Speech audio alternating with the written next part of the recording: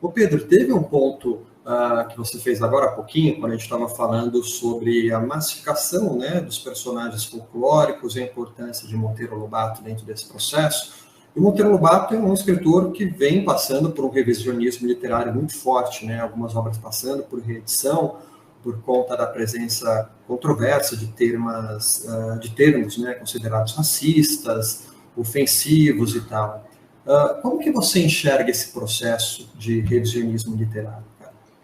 Eu acho um pouco problemático essa coisa de você mudar o texto, né? De você tirar determinadas palavras que o autor colocou, que ele escreveu e tal. Eu realmente acho isso bastante problemático, embora eu ache, né, eu concorde que essa é uma discussão legítima, essa é uma discussão que tem o seu ponto. O que eu pessoalmente vejo como solução são as notas de rodapé, ou mesmo prefácios, tal, que algumas editoras fazem, né? Eu tenho para citar aqui de exemplo, né? Eu tenho um exemplar de um livro de contos do Lovecraft, lançado pela Dark Side, e em alguns desses Exato. contos você tem essas notas de rodapé, né?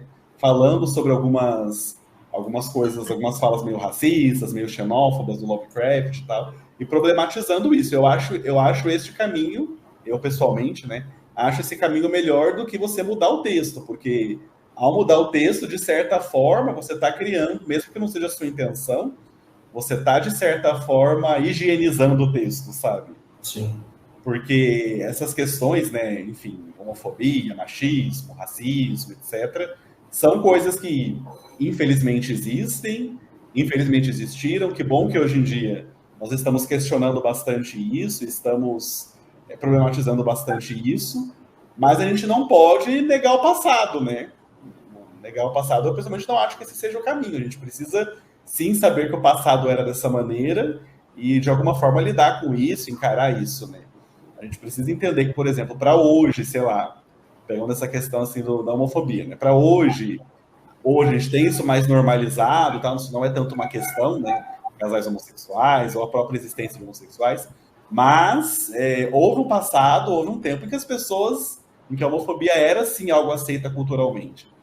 Houve sim um tempo em que o normal, entre aspas, eram as pessoas serem homofóbicas, o que não é hoje, né? Ainda bem.